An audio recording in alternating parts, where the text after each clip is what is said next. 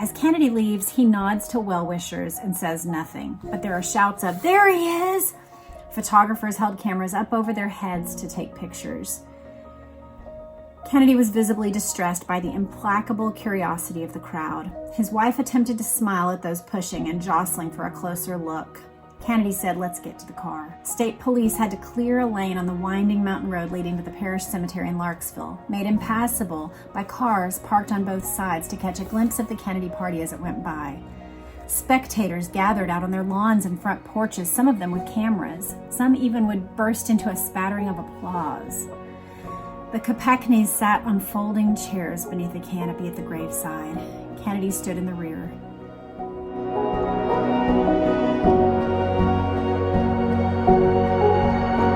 Hello and welcome back to my channel. If you are new with us, then I just want to give you a nice welcome and say I hope to earn your subscription by the end of this video.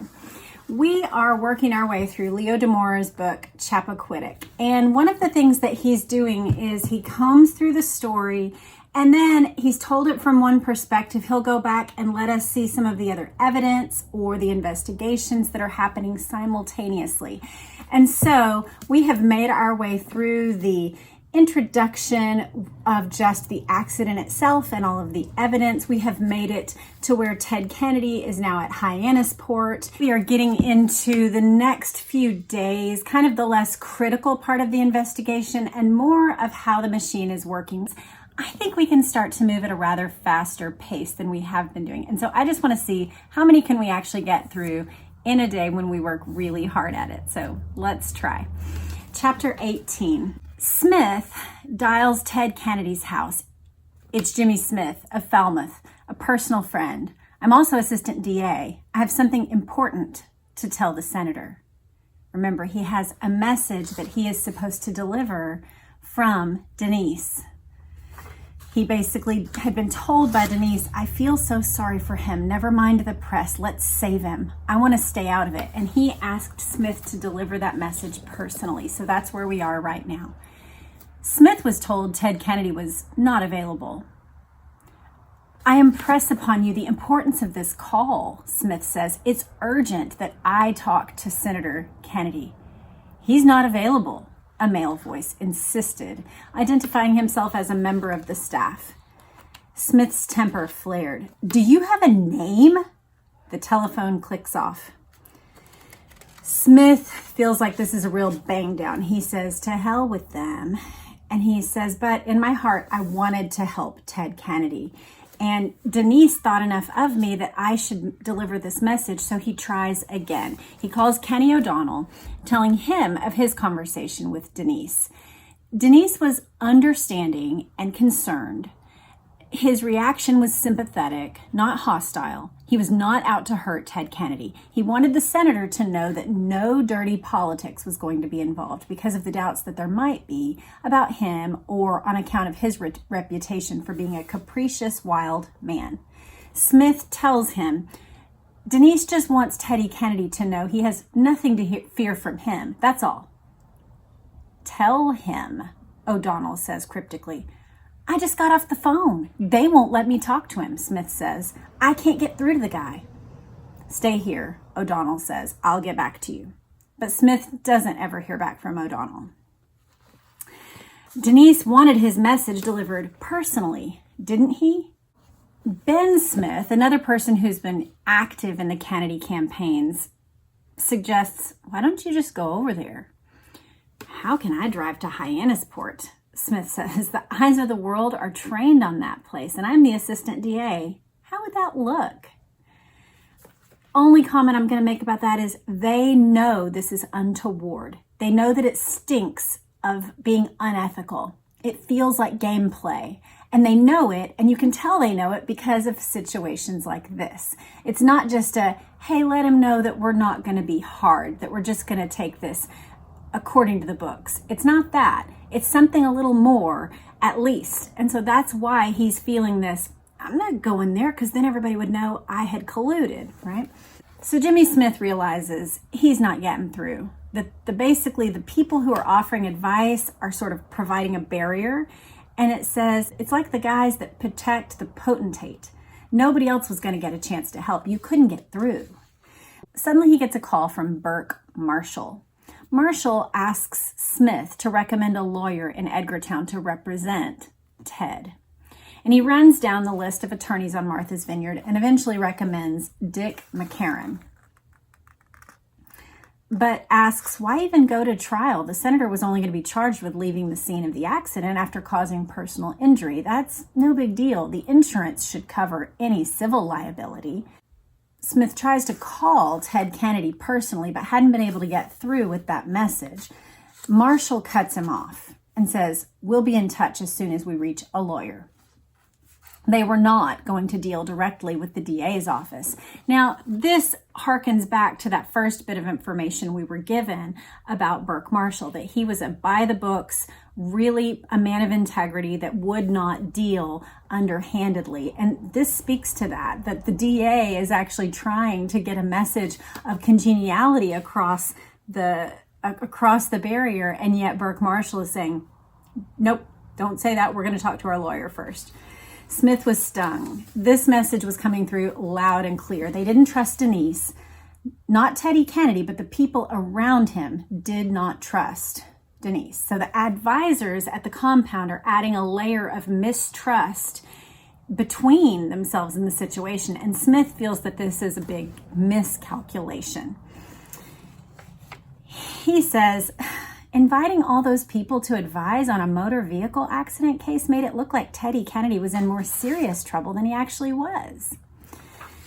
Well, he has to wait. He can't get through, and he's not for sure which attorney was going to be chosen. The summons did call in to McCarran from Ed Hannafy around 8 o'clock on Sunday night. Hannafy was a man of reputation, and he says, for Hannafy to be in charge of defending Ted Kennedy in an automobile accident was high-powered legal artillery. McCarran goes to work immediately, drawing up a petition for hearing, a standard maneuver, to discover what evidence police had about the accident. This petition would gain time to prepare the case if the senator decides to defend himself. Without a hearing, Kennedy could be arraigned within just a few days. So McCarran's going to be the man on the scene. Hannafy is the man he's going to interface with at the Kennedy compound. McCarran calls Arena to let him know he was representing Ted Kennedy. He knew and liked the police chief. They saw each other socially and even said that their kids played together. Arena's delighted that a local reporter has been retained. He says, at least now I've got somebody I can talk to.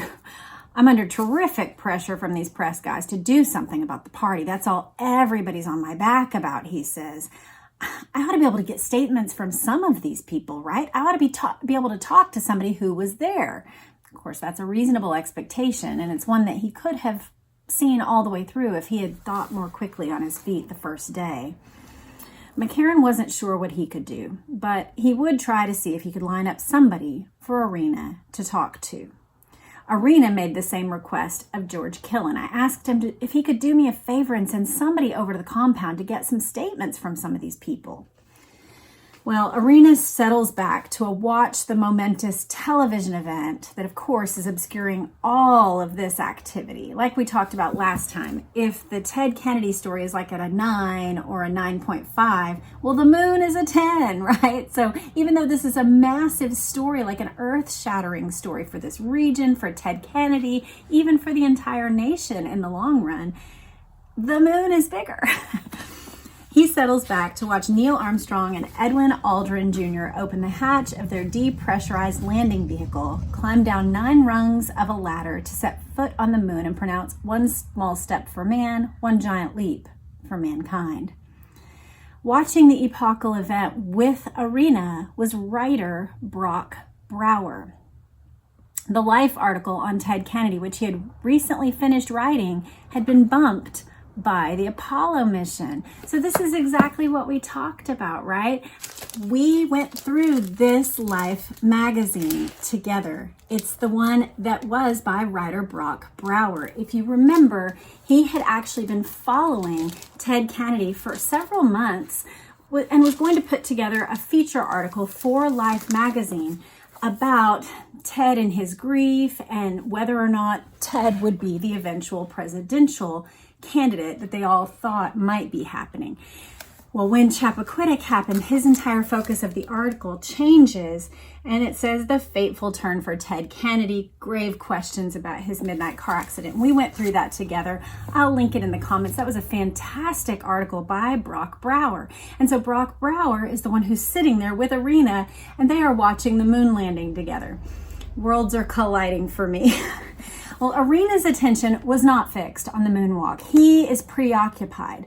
He's thinking, why didn't he call me? Why didn't he report the thing for 10 hours? That's what I still can't understand. I mean, I couldn't have fixed it for him or anything like that, but it would have been so much better for him. This way, I just don't understand. Why didn't he call? So, chapter 18, observations. The first is that Smith, who is the assistant DA, tries to essentially cut a deal or deal directly with Ted Kennedy, but Ted Kennedy's protective barrier actually ends up rebuffing him and putting distance between Ted and people who are offering help, legal protection in some way. Denise and Smith overtly discuss the ethical problems of trying to help. So there is some level of awareness, even in the moment, that they have to be cautious about how they offer this help. Burke Marshall calls and will not deal directly with the DA. He requests a local lawyer recommendation, but the DA and others think all this lawyering up is overkill. McCarran is retained as Ted's local lawyer. Irina is delighted to have someone to interface with. Now he asks McCarran and Killen for contact with the party-goers. He watches the moon landing and he expresses to Brock Brower, who is writing this Life magazine article, that he just can't understand why Ted didn't call and report the thing. That's chapter 18. Chapter 19. Irina got to the police station early Monday morning to write out his accident report. In it, he wrote that a car had been operated, quote, at an unknown rate of speed and had been, quote, unable to stop upon entering Dyke Bridge. He says that the accident happened, quote, between 12 midnight and 1 a.m. Later, he confides, I was leaning more in Huck Look's direction as to the time than I was to Senator Kennedy's. Remember, Kennedy said 11:15. Huck Look says it would have been 12:40, 12:45. Inspector George Kennedy, by contrast, put the time of the accident at about 11:20. He was going off of Ted's words. Preliminary investigation revealed operator lost control of car and was at fault in the accident. Dr. Mills could not document his conclusion that Mary Jo Kopechne's death had occurred 6 hours or more from the time of his examination. He had not taken the body's temperature nor attended to other routine procedures recommended by the Handbook for Medical Examiners.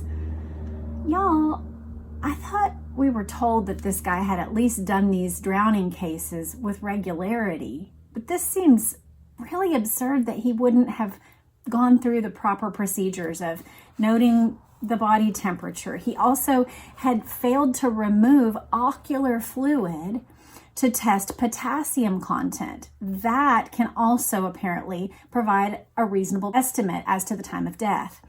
So without an autopsy, it was not possible to do more than guess at the time because he hadn't even done these things that were recommended by the handbook. He says, I'm no pathologist. Now he's being hounded by reporters for the results of the state police lab test, remember, that showed her blood alcohol content.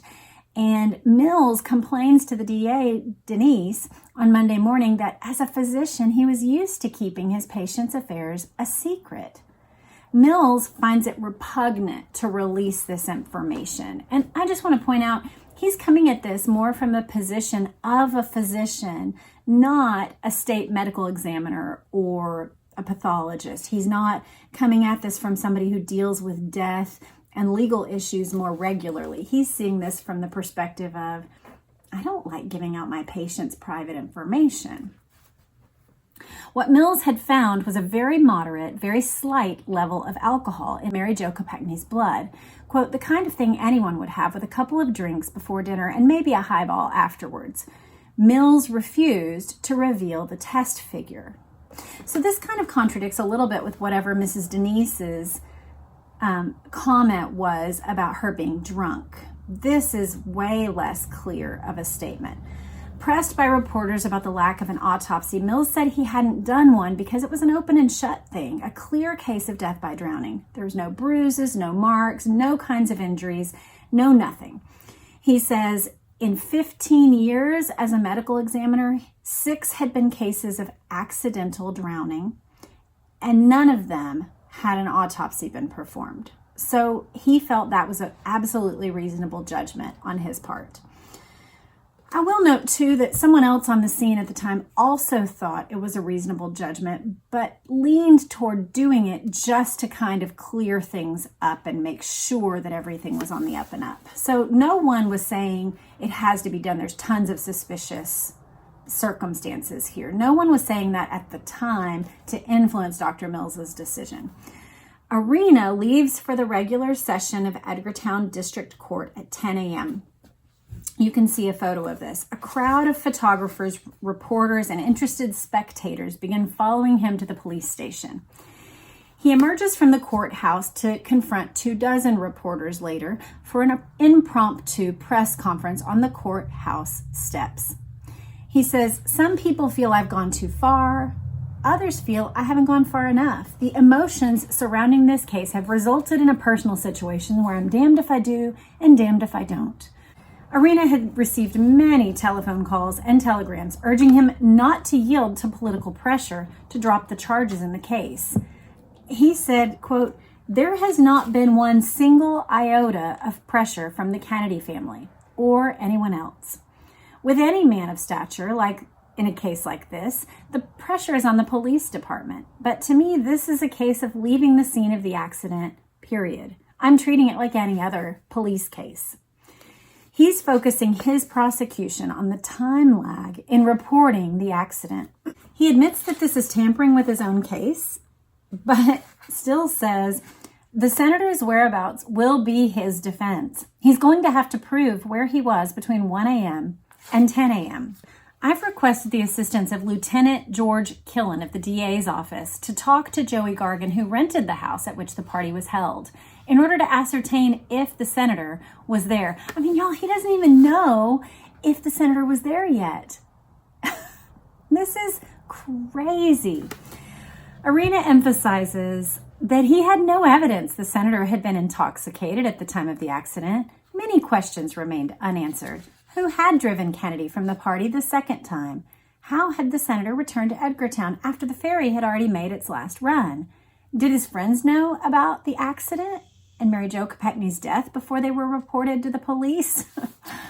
Oh, it's hard to read all these questions from his own lips 2 days after it would have been good for him to ask these questions. You're 48 hours too late, sir. The conservative New Hampshire paper called the Manchester Union Leader was unsympathetic to the Kennedy family. That newspaper calls on Monday morning for Senator Kennedy to resign because of an accident in which, quote, "a married man was driving a young secretary around the countryside at midnight," end quote. In that front page editorial, the publisher, a man named William Loeb, demanded to know, quote, "Had you been drinking?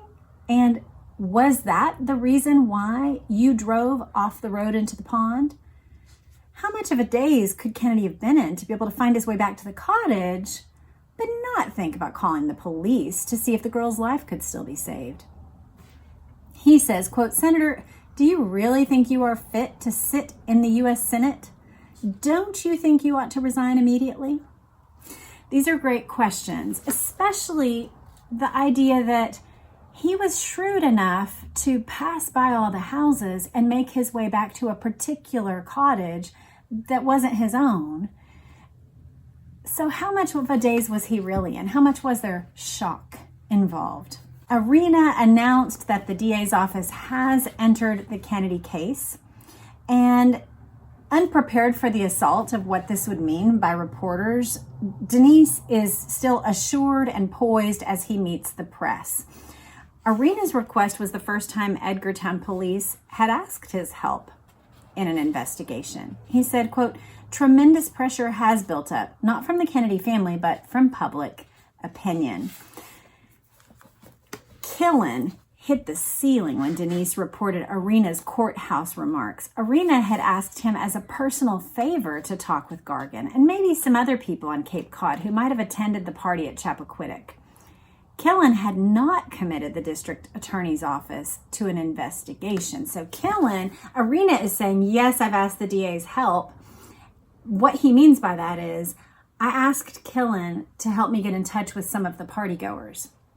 So Arena is seeing that and then telling reporters as if he's now pulled the DA in on the case. The DA is saying, whoa, I thought that was a friendly request to get some of the information.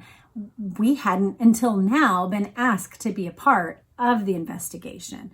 So there's sort of a miscommunication happening here, and maybe Arena doesn't even know it. I don't know if he was trying to pressure it in. But Killen says, it's not our case. We don't have to get involved. He tells this to Denise and says if all Arena was prepared to go after was a misdemeanor traffic charge, he doesn't need our help. All he's got is an automobile accident. Kennedy's political career depended on more facts coming out about the accident, Killen said. The compound is now swarming with advisors and speechwriters, and he feels something is about to break soon. So Killen is like, let's just wait, let him explain it, and we need to stay the hell out of it. That's his counsel to Edmund Denise. Smith thought Ted Kennedy should hold a press conference and open himself up to questions. That was the Kennedy style of confrontation politics, not hiding behind a wall of advisors. He doesn't understand why Kennedy is hiding. What did they think he could do? Just leave a statement and walk away? They've got to move on this thing before it snowballs, he says. Smith was waiting for an immediate clarification of one critical point. What was Ted Kennedy doing, traveling in the opposite direction from the ferry landing? Why was he on Dyke Road at all? No aspect of Kennedy's police report was under more fire than his purported wrong turn. Even Kennedy loyalists searching for innocent, understandable reasons that Kennedy might have made the detour conceded, quote, "It could not have been a mistake. Nobody in condition to drive a car could confuse a dirt road with one that was paved." So Smith actually proposes something that I think is a really interesting idea. And I think it's potentially even possible, but it never got through to Ted Kennedy. Let's hear it. He says, don't forget the geographical location of that cottage. Cars drive up facing the front of the house. So let's go to this map. This is the cottage. He says cars drive up facing the house. The parking is perpendicular to the road. So they drive up like this toward the house. And he says, if you come out in the pitch black and you aren't familiar with the area and you pull away from the cottage and take a left on the hard road and then a right on a dirt road, you'll go down to the bridge. But if you back out and take a right from the cottage, go down to the end of the paved road and then take a right on the dirt road, that dirt brings you to the ferry landing. Well, I had to go to the map to look at what he was talking about. He's saying, yes, if you go out this way and you follow the pavement to the end and then you take a right, yes, that gets you to Dyke Road. But he said, look, if you're at the cottage and you back out and go this way to where the pavement stops and you take a right, it takes you to the ferry. I had never heard this idea before. And so he says that would explain why Teddy made a right turn off of a paved road. It's the same configuration. Only he turned wrong at the cottage. He backed up, and instead of going right, he went left. It's a simple mistake to make. So he is trying to propose this, and Gargan listens politely, but can give no information, and apparently doesn't pass it on. Gargan hears this and gives no assurance that he'd be able to deliver this information. But the wrong turn did bother the 15 to 20 advisors who were already assembled at the compound.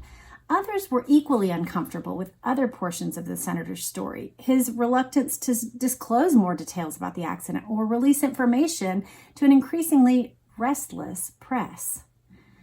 Still, nobody is prepared to act without permission from Kennedy, and that's the real holdup for all of it. Kennedy is putting off any decision at all. He said, quote, "I didn't want to set up any kind of discussion with the funeral coming up, the grief of the family." Dr. Watt observed that the senator's condition was unchanged when he examined him Monday morning. So this is 2 days later. Kennedy continued to have pain and stiffness in his neck, aggravated by activity and turning his head. So yesterday he had reported that the doctor didn't even need to come, that he was feeling fine. But today the doctor comes and finds that the situation is not changed. So this does seem to be somewhat consistent with a legit injury. It's at least potentially possible. Watt recommends x-rays. And so Kennedy is driven to Cape Cod. He undergoes a series of four position series of x-rays. And the radiologist finds no evidence of fracture or depression. There was an indication of a rather marked muscle spasm. Watt had Kennedy fitted with an orthopedic collar and contacts a doctor as the chief of neurosurgery at the Cape Cod Hospital. Dr. Watt has Kennedy fitted with the orthopedic collar and sends him off to the chief of neurosurgery at Cape Cod Hospital, where Kennedy complains of a stiff neck, lower back pain, generalized headache, but was alert, oriented, with his speech and vision normal. In describing the accident to the doctor, so this is now what we're about to get is Kennedy's narrative 2 days after the accident. He says he remembered driving down a road and had some recollection of the car striking a beam along the side of the bridge. But he remembered nothing of any impact against water or the car turning over, a gap in his memory of indeterminable length, but presumably brief, the doctor noted. His next recollection is of being in the front seat of his car, which was filling with water. He somehow escaped from the car, but does not know how he did this. Subsequent events are recalled in a somewhat fragmentary fashion, with an impaired recall of their exact time relationships. So this doctor diagnoses cervical concussion, contusion, abrasion of the scalp, and acute cervical strain. He recommends an electroencephalogram. An EEG, I think is what that's called. Kennedy was in a tense and waking state during the test, which revealed no abnormalities.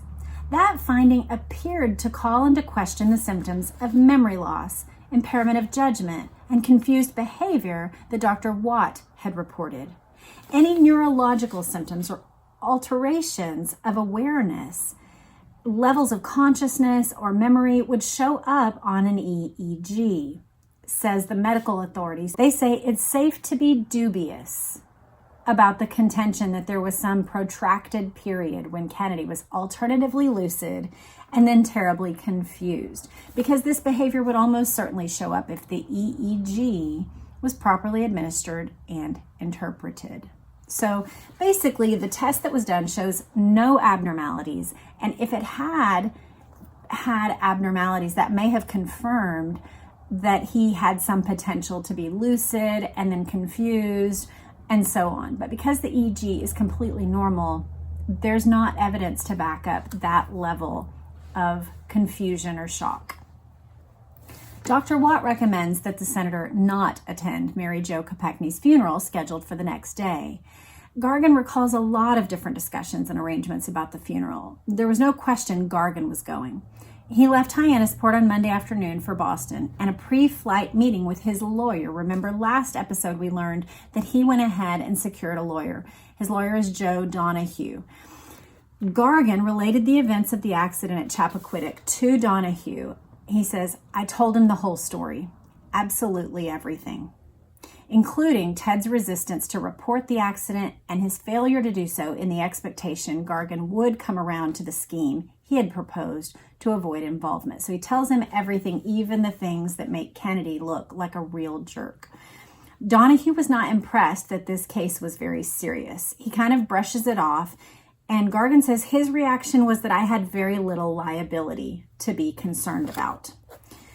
But recapitulating the events of the accident had renewed the outrage that Gargan had initially felt at the time of the accident. He starts to feel really angry with Ted for the position that he put him in. He thinks back to that moment when the senator bolts from the car with a promise to report, which, remember, we didn't feel, or I didn't feel, that there was an actual promise to report. He kind of said, you do your thing, I'm going to do mine, sort of left it pretty nebulous. But to Gargan, that was a promise to report the accident, but Teddy ultimately opted for an attempt to conceal the accident.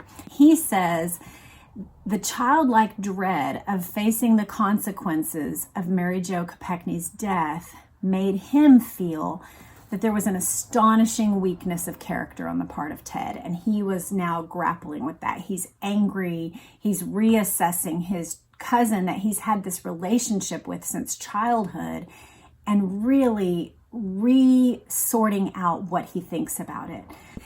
Have you ever felt that way? That, you know, when you look back at certain events, especially your own part in them, have you ever raked yourself over the coals for what you did or didn't do, and even feel like shock and outrage again as you kind of rehearse, wait, first this happened and then they did what? And you feel that refreshed level of anger or shock or abhorrence for what happened. And I just could really identify with Gargan kind of after he tells the whole story to his lawyer. It's kind of the first third party that he's been able to talk to who's completely uninvolved and not biased, right? Everybody he had talked to at the compound was completely biased, but Gargan is finally getting to tell his story all the way. And as he tells it, he just gets madder and madder and madder. Like, can you even believe that he did these things? And so I think what I've learned in those situations, though, that came to mind was exactly what he ends up doing. That he is assessing Ted's character, and that the only thing he can do is make a different decision going forward. When we look back, we shouldn't look back to just get angry and get ourselves riled up. But I do think that angry circumstances are meant to kind of lodge themselves in us so that we will deal with them and learn the lesson that's meant to be learned from them. As we look at it, we shouldn't just rile ourselves up and get angrier and angrier and filled with bitterness against someone. But what we could do is look at that person, assess their actual character, and then adjust our course in regard to that person moving forward. We can choose, okay, wait, in the future, I'm actually going to address it at this point. Or in the future, I'm really not going to be close with that person. And I think Gargan ends up doing that. I think in the long run, his position with the Kennedy family is markedly different at the end of all of these things than it was in the beginning. Well, going back to finish out chapter 19, he says he had done nothing to be ashamed of. He had gotten into the water, as treacherous as that effort had been, and as hopeless as he knew the situation to be. And he did not attempt to conceal the accident from authorities. He had not felt sorry for himself. He didn't refuse to take responsibility for what he had done like Ted did. And so now he feels good. He says, I've done what I can do. I've taken any legal effort I can to protect myself, and I did the right thing. That's his self-assessment. So the chapter 19 observations that we have are, Arena's report lists the time of the accident closer to Huck Look's time of accident. Dr. Mills's exam failed to do what was necessary to document the time of death. And so because there was no autopsy, the time of death is unknowable.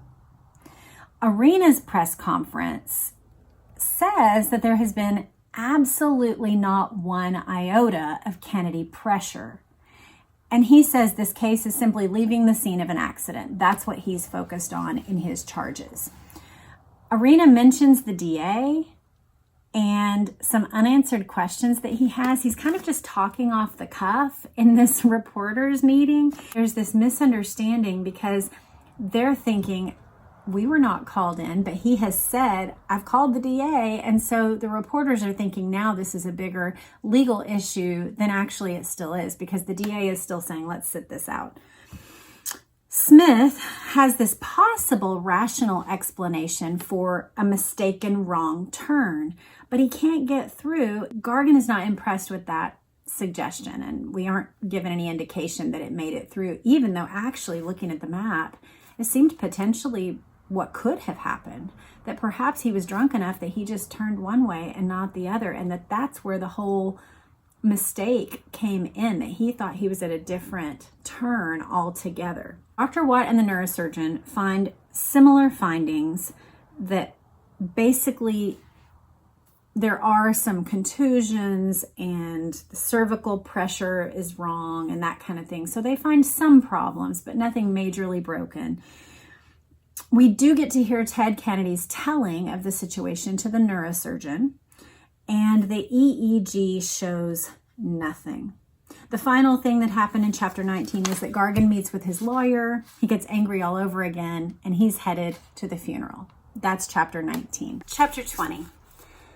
The journey to Wilkes-Barre was a sad occasion for Gargan, who was particularly anxious to pay his respects to Mary Jo's parents.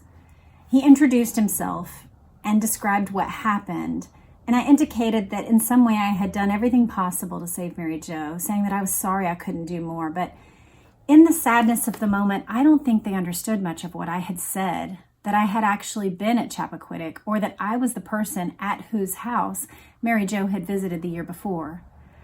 I understood that, of course. I'd lost a whole lot of my own family myself, and they were terribly shocked by this whole thing. I don't think they knew who I was. Gargan then exchanges greetings with the boiler room girls. They are there. He says, I didn't have a discussion with them about the accident or anything else. He was present strictly as a mourner. He said he was not advancing the funeral in anticipation of the senator's arrival. That was what Dunn Gifford was going to do. Remember, Gifford had been the one shepherding the body. Now this is his next task that we're told about.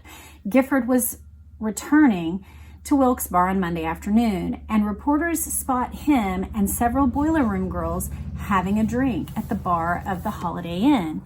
At their approach, the group gets up and walks into a coffee shop.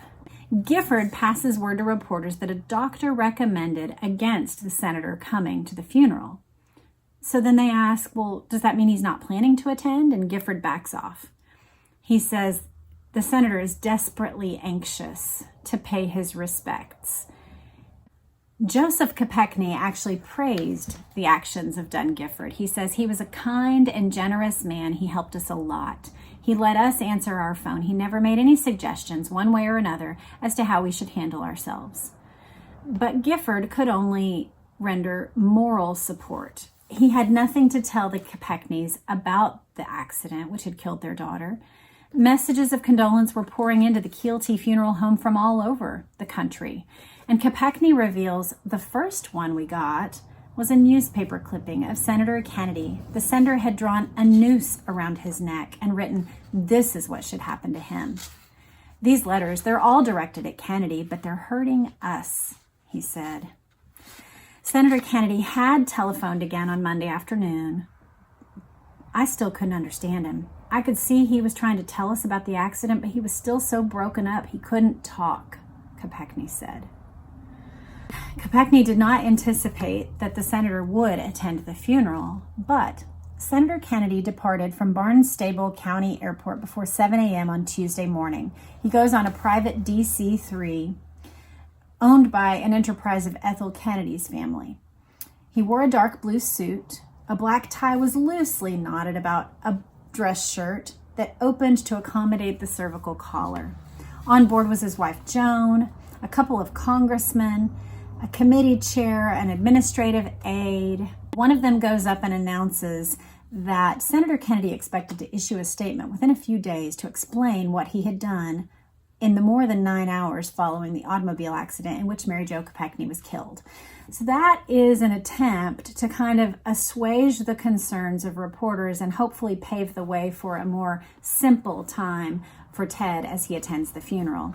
The parish secretary at the church observed the senator to be uncomfortable because of the neck brace. She says it was very difficult for him to even talk and walk. He looks like he's had a very bad time.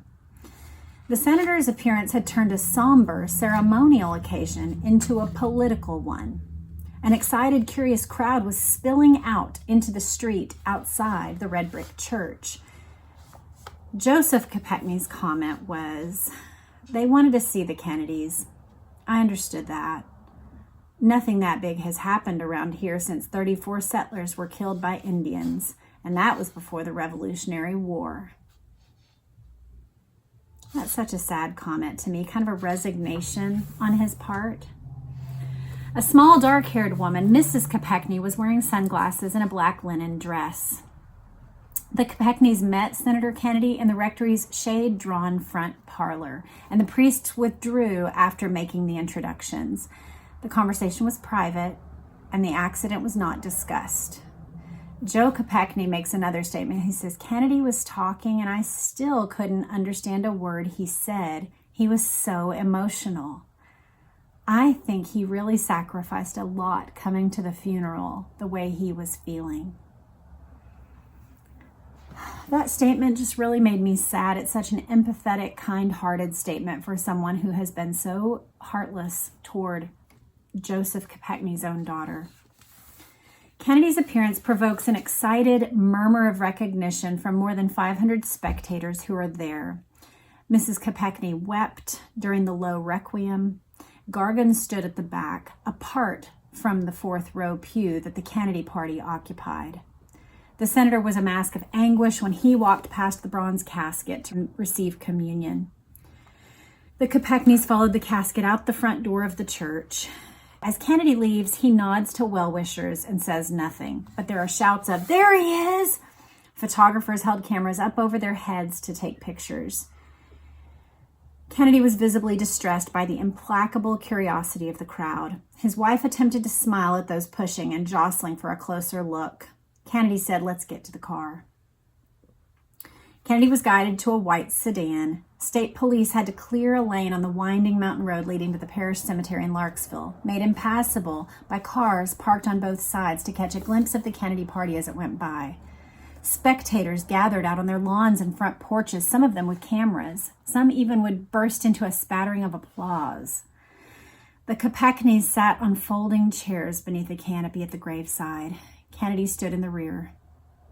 And then, with the funeral over, he attended a post-funeral buffet. Kopechne says, "We had a great time at lunch. It was like one big family. I embarrassed him, I think. He makes a joke to one of his nephews with Kennedy, and Kennedy laughed, and he says the senator took it beautifully." When Kopechne spoke to Ethel Kennedy, "I thought I was talking to my sister. That's the way she makes you feel. She's like that nice lady next door. She was interested in what was being done about safety in the mines. She asked all about the area." Gwen Kopechne was working automatically to greet people. "I don't remember that I talked to anybody," she says. "I was under medication that let me forget all the things I didn't want to remember. I wasn't ever to the funeral. I don't remember any of it." She was in an absolute daze, Kopechne confirmed. So a few things about that. They are playing host and hostess, and it's kind of like pausing their grief in this moment, which, having gone through some of these really dark, difficult funerals with family members, there are moments where you just have to eat. You don't even feel like talking. Sometimes chit-chat comes up. Sometimes it's silent. So I really do get this. In the moment of grief, sometimes just odd conversations happen, or no conversation happens, or chit-chatty nonsense conversations that you don't even remember later happen, because you're just going through the motions trying to get through such terrible things. So no shame on anything that Kopechnes are doing, for sure. I did wonder perhaps some of you know, what kind of meds are these that would keep her in a state where she doesn't even remember? Would that be the same as the ones that Jackie had when she was in the funeral? We're told that she was highly medicated behind that veil when she walked behind. And so I just wonder, what kind of meds are they that would make you that much where you couldn't remember, but also permit you to function properly and walk properly and talk and be a hostess? Because it says Gwen Kopechne is working to greet people. And so if I was on some kind of terrible meds, my perception of that would be that I would be loopy and out of my mind and saying nonsense things, talking about, the circus and the dogs or whatever, like just nonsense things. But what kind of meds are they that let you forget, but also let you function in a way that wouldn't be humiliating in a moment like that? If you know, please let me know. No additional information about the death of their daughter had been disclosed by the senator or by the Boiler Room girls. The young women had all burst into tears at the funeral home when they first viewed Mary Jo reposed in her open coffin. The young women did not discuss the accident among themselves. And Esther Newberg says, "We all talked at Wilkes Bar at Mary Jo's funeral. We said, let people think whatever they want. Let our friend be buried." Newberg engaged in a brief conversation with the senator, just asking how he was. He asked how she was. He was concerned about my parents and their reaction. I was concerned about his wife. Yeah, all the people who didn't know about the party, and now it's completely changed their lives too.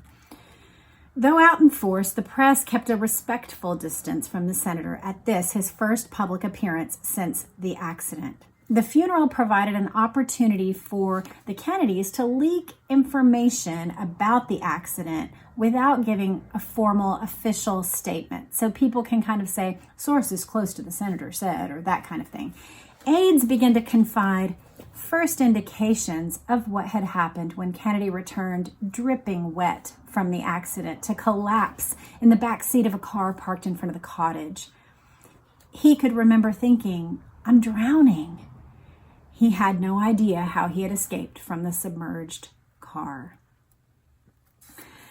As they go back to Hyannisport, there's discussions now of whether or not there will be a statement, but no firm decision has been made. So Chapter 20 observations are: Gargan tried to explain his role to the Kopechnes to no avail. Jo Kopechne is aware and interacting charitably. Gwen is medicated and out of it. Ted attending the funeral was a surprise, and it was treated by spectators as if it was a parade. The Boiler Room girls, Gargan, and Gifford all say, quote, nothing was discussed about the Chappaquiddick incident. And the funeral provides this opportunity to leak, quote, sympathetic information and soften people's view of what had happened on the island. Chapter 21. The matter of a statement was more aggressively pursued when the senator landed at Hyannisport Airport. Kennedy looked pained to be greeted by a cluster of reporters clamoring for comment. Kennedy turned away. "This is the day of the funeral," he said. "This isn't the appropriate time, but I will make a full statement at the appropriate time." He then walked determinedly away from trailing reporters. Another reporter is in hot pursuit, though. She says, "There's been some questions as to what effect this will have on your political career." He whirled about in anger to confront his inquisitor. "I've just come from the funeral of a very lovely young lady, and this is not the appropriate time for such questions. I am not going to have any other comment to make." Kennedy got into the front seat of a white car with his wife at the wheel and was driven away. Almost at once, sources around Kennedy began to say there's no immediate plans for a statement at all. Those remarks at the airport basically had just been intended to pacify the press and get him off his back, but they had no intent of releasing a statement. Stephen Smith is now at Hyannisport. That's his brother-in-law, remember, Jean's husband. Jean is the youngest sister who was between Bobby and Ted. He was the manager of the family fortune and dispenser of campaign monies. He was, quote, the mysterious eminence who had always been associated with Kennedy invincibility. Smith is dismayed by the scene that he finds at Hyannisport. He says half the press of the world was standing outside in the streets, and he found conditions inside no better. The ongoing councils were fragmented. without any focus, and the senator is so self-absorbed as to be a non-participant. Burke Marshall had put off his own departure to attend a terminally ill father until Smith could take over. So Smith confers with Edward Hannafy and says, our prime concern was whether or not this guy survives the thing, whether he rides out the still possible charge of manslaughter. Although the compound was already well populated with advisors, Smith calls in reinforcements of his own. Remember, Robert McNamara was on his way from a rented house in Martha's Vineyard. And this is the most widely quoted jibe of the episode. Well, Bob, you handled the Bay of Pigs in Vietnam. Now let's see what you can do with this one. Yeah. Gargan recognized who was in charge when he gets back to Hyannisport. Steve Smith is clearly organizing everything, and his goal is to help Ted, obviously. Gargan says he didn't get involved with me as to the factual details. What the senator did, what I did, he left that pretty much up to the lawyers. If Ted Kennedy was going to tell anyone about his behavior at the landing at Chappaquiddick and his delay in reporting the accident, Gargan says that person would be Stephen Smith. Smith would have to know the whole truth in order to protect Ted. Gargan is following orders not to disclose anything, but he says it wasn't a lawyer-client privilege that was closing his mouth or muzzling him. He says bonds of friendship, family ties, and his real concern for the legal bind that Kennedy was in were sufficient to guarantee his silence. Gargan had no intention of betraying Kennedy's craven behavior at the landing to anyone. There's concern now because Gargan has been identified as someone that the police might wish to talk to, remember, through the mention of the DA by Arena. But Gargan says, as it happens, this concern was groundless. I never heard from Killen or Arena. They never came near me. So that's chapter 21. Let's list our observations. Ted attends the funeral and then aggressively declares it's not the appropriate time for a statement. Kennedy's brother-in-law, Stephen Smith, arrives and takes over as the primary protector of Ted Kennedy. Gargan does not give his story to Smith. He says he will maintain a loyal silence, and he was never questioned by Killen or Arena. That's insightful. Chapter 22. While the compound was holding the press at arm's length, Arena decided to hold twice daily news briefings beginning on Tuesday. By now, Chappaquiddick had burgeoned from a routine automobile case into a scandal, tantalized into prominence by the inexplicable gaps in the senator's delayed report, the baffling silence from the Kennedy's compound, and an inept and barely launched police investigation. Edgartown was suffering an invasion of reporters, photographers, major TV commentators, and camera crews, the likes of which it had never seen before. Pressure was applied mostly on Arena. I left Boston to get away from all this commotion, he said. Look what I've got now. There are 50 million policemen saying, thank God it's not me investigating this case. Yeah, if you guys remember from, I believe, episode 1, poor Chief Arena had left traffic duty in Boston, essentially, and he took this little cush position that paid well in a resort town. He pictured himself just kind of giving the odd ticket to a vacationer who partied a little too hard. Not this. He did not feel that a case like this would mark him as a policeman here in this little sleepy Edgartown. That was not at all what he had foreseen. Arena gathers the reporters all in a church house. There's mismatched wooden desk, chairs, but it's a big room that's used for church suppers and Sunday school. Arena presides behind a folding table, and Walter Steele sits beside him. These briefings were intended to clarify and unravel the mysteries, but it says the briefings only further clouded these details. Steele starts off the first session by contradicting Arena's Sunday statement that his investigation was now over, now that he had put in the application for the complaint against Senator Kennedy. He says, quote, one of the objects of the investigation is to determine if any additional charges will be placed against the senator and to determine whether drinking or heavy drinking had occurred at the party that Kennedy had attended prior to the accident.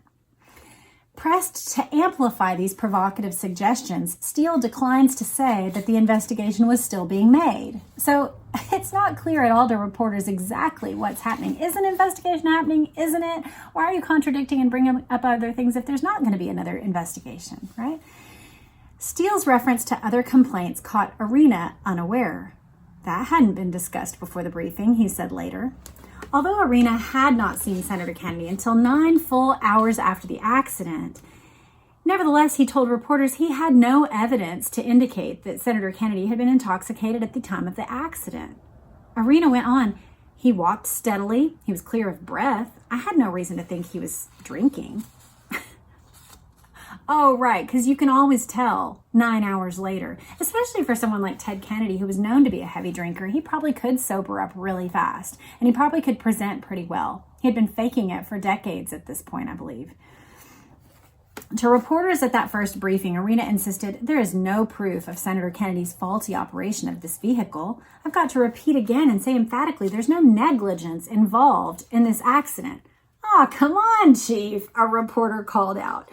I mean, Ted Kennedy drove off of a bridge. Isn't that negligence? The reporters can't believe it. So Steele steps in. Police had measured the distance of the car from the bridge and were satisfied that the senator had not been speeding at the time of the accident. Steele told the reporters that he felt it was unfortunate that Arena had disclosed that the deputy sheriff, Look, was scheduled to be a witness at the hearing. Look's testimony only applied to the time element of the accident, not an indication of erratic driving. Asked if he thought Ted Kennedy had been in shock during the hours between the accident and the time it was reported, Arena replied, yes, but for how long? Being in a state of shock was a legal excuse against the charge of leaving the scene. Quote, but we felt in our case that we had evidence of some part of that morning when we believed that the state of shock was not present. That is why we went forward with the charge we did. Arena had asked George Killen to interview the 12 or 14 people at the party, none of whom had been questioned by police, to establish the sequence of events before and after the accident. That's what Arena says, but he's directed this guy to do it. But basically it's like, can you help me get in touch with them? Nobody's been contacted yet. Arena hadn't thought it necessary to advise Ted Kennedy of his constitutional rights before taking his statement, he said. I just didn't think of giving him a Miranda warning. A senator? So reporters at the briefing found absurd that the suggestion that a U.S. senator would deny knowing his constitutional rights, especially because he was in the company of a former U.S. attorney, Paul Markham. So they're thinking surely he won't plead Miranda as a constitutional violation and try to get out of this thing, but it's still an issue that comes up in the briefing. Leo Damore wants us to know, in the Miranda case, the Supreme Court held that while police were obligated to advise suspects of their rights, volunteer statements were not bound by the Fifth Amendment protection against self-incrimination, and they were admissible in a trial. There was no police requirement that a police officer stop any person from confessing to a crime. That's what Damore wants us to know. As it was, Arena hadn't asked Ted Kennedy a single question anyway. Ted Kennedy had offered his statement. Arena had let him out the back door. That was the whole sum and parcel of their exact experience. Such inept waffling and trepidation provoked a tumultuous response from the reporters. One blunt questioner asked if Arena had been influenced to mishandle the case. So the reporters are noting what's being done and going, this is just slipshod police work. Arena resorts to pleading now. He says, I've tried to cooperate with you fellas, and they're going to make a fool out of me in court because I tried to cooperate. But then he recovers his good humor and says, about the only thing this case has done for me is to help me lose some weight. He had lost 15 pounds since Saturday. Wow. I believe it's just Tuesday. So that is crazy. 4 days, 15 pounds. Still smarting from the going over he had received at the 2-hour briefing, Arena said afterward, what bothers me is that people think I'm not doing my job. But I'm a conscientious Christian. I'll give Senator Kennedy the same shake that I would give to John Smith. Arena's also being bombarded with letters and telegrams charging that there has been preferential treatment for Ted Kennedy. Steele is outraged at the unavailability of the partygoers for questioning by the police. Irina had granted Senator Kennedy every consideration at the police station, and while the senator was composing his accident report, the partygoers were being whisked off the island, Steele complained. We played it straight and honest, and they left us holding the bag. They were gone before we even knew what happened. Steele leaks word that he expects to have statements by that weekend. So this is how he uses the press. He says, we are expecting to have statements from the 5 men and 5 women who had attended the cookout with Senator Kennedy before the accident. This leak is attributed to Dukes County officials close to the investigation. And the exact quote was, the state was prepared to take legal steps to compel the cooperation of the senator's friends if statements were not made voluntarily. Steele says his threat had no legal force behind it. And Irina confirms later, there was no way we could make those witnesses talk if they didn't want to. But they're trying to use the press to lean hard on the witnesses to make statements. McCarran, remember this is Ted Kennedy's lawyer, tells him, we could get Jack Crimmins for you to talk to. And so arrangements were now being made for a meeting with the senator's chauffeur. McCarran got Hanafy's permission for an official guest list to be made available to the police chief. So now, 4 days after the accident, Irina would finally know who had attended the now famous party at Chappaquiddick. Here are our final observations for this episode. Irina is now having twice daily briefings in a church hall, and they are slaughtering him. Steele and Irina are contradicting one another. They're mentioning additional charges aren't off the table, but then they haven't talked it through. Irina is now being accused by public and by the reporters of being lenient on Ted Kennedy. The Miranda rights could be an issue in court. It seems like a small possibility, but it's raised in this chapter, so we need to note it. And then Irina is finally going to be granted a list of the partygoers and may get to talk to Crimmins. That is where we will leave it today. So we learned a lot today, didn't we? Lots of information in these 5 chapters, 18, 19, 20, 21, and 22. What details stand out to you about these chapters? We got through Mary Jo's funeral. We got to see the posture of her parents. We got to see the way that Ted leaned on them and yet gives them no discernible information. Joey is standing apart from the family and yet at the same time saying his loyalty to the family would keep him silent. He has told everything to his lawyer, however.